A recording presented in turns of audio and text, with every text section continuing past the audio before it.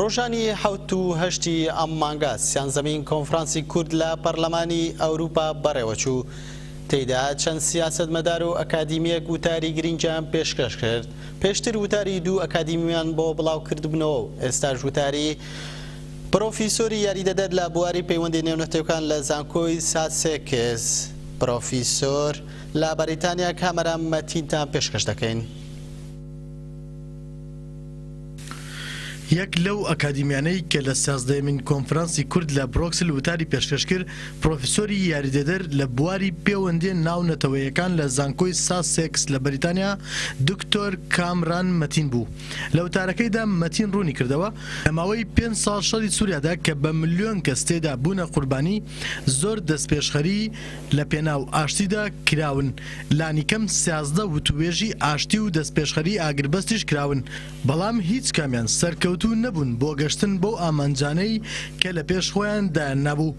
وتیشی ئەگەرچی کوردەکان لەو وتوێژانەدا پەراوێز خران، بەڵام لە ڕاستیدا پرۆژەیە کە کوردەکان لە باکووری سووریادا خستوانەتە بواری جێبەجێکردنەوە دەکرێت پرۆژەی چارەسەری بێ بۆ پرسەکانی سووریا و شەڕی خوێناوی چەند ساڵی ئەو وڵاتە. دکتۆر کامەران مەتین تیشکیشی خستە سەر مۆدێلی حکم لە ڕۆژاوای کوردستان و ڕاگەیان ئەو سیستەمی فێدراڵ دیموکراتیکەی کە کوردەکانی سووریا بە هاوکاری نزیک و ڕاوێژ بە کۆمەڵگەکانی دیکەی ئێتنیکی و کولتوری دانیشتووی ڕۆژاوا پێشیان خستووە بە 4 خەسڵەتی سەرەکی ڕادەناسرێتەوە: ناناوەندی بوونی دەسەڵات، بەڕەسمیناسینی جۆراوجۆری ئێتنیکی دینی سووریا، یەکسانی جێندەر و خۆسەری ئیداری کە لە خوارەوە ڕا بۆ سەرێ و لە ئاستی ناوچەییدا ڕێکخراوە. مەتین زیاتر ڕوونیشی کردەوە و وتی مۆدێلی کوردی فێدرالیزمی دێموکراتیک وەڵامی پێیە بۆ باری سەرنج و نیگەرانی سەرەکیەکانی هەموو لایەنەکان بە ڕێگای قوارەیەکی دابشکراوی دەسەڵات بەسەر هەرێم و ناوچە جۆربەجۆرەکاندا و بە قوارەی جۆربەجۆری خاکیشەوە. هۆی سەرەکی بۆ سەرنەگرتن و شکانی حولەکانی پێشووی ئاشتی هەر لەبەر لێڵبوونی ناوەڕۆکی پێشنیارەکان نەبوون بۆ شکلی داهاتووی سووریا وەک بوونەیەکی سیاسی، بەڵکو نەبوونی دەستەبەریەکانی جێی متمانەی جێبەجێکردنیش لەو هۆیانە بوون. بە پێشخستن و جێبەجێکردنی شێوەیەکی ناناوەندی بەڕێوەبەری خۆسەر لەسەر بنەمای شوڕایان لە ئاستی جۆربەجۆردا کە کانتۆنان پێکدێنن، کۆمەڵگە جیاوازەکانی ئێتنیکی دینی و زمانی کە لە بەشەکانی جیاوازی سووریادا دەژین هێزیان وەبەرهێنراوە بۆ ئەوەی بە ڕێگای قوارەی سیاسی و ئیداری ناوچەیی و هەرێمیدا کاروباری خۆیان ڕاپەڕێنن.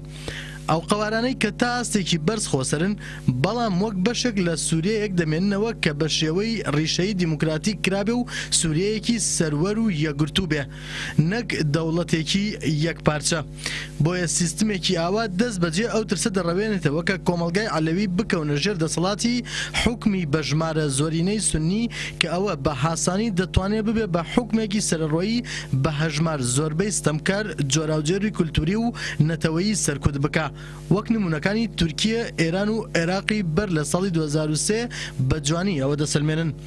لە کۆتایی وتارەکەیدا دکتۆر کامران مەتین جەختی کردەوە کە بۆەوەی و مۆدێلی حکمیش ببێتە بنەمای سووریای داهاتوو دەبێت پەرلەمانی ئەوروپا و ئۆرگانەکانی دیکە یەکێتی ئەوروپا و دەوڵەتە دەستڕۆشتوەکانی ڕۆژاوا هەنگاوی جددی و پێویست هەڵبێننەوە بۆ دەستەبەربوونی هەبوونی نوێنەرایەتیکردنی ڕاستەقینەی کوردەکانی سووریا و بەشداری نوێنەرانی مەشروعی سیاسیان لە هەر وتوێژێکی ئاشتی داهاتوودا سەبارەت بە پرسی سووریا.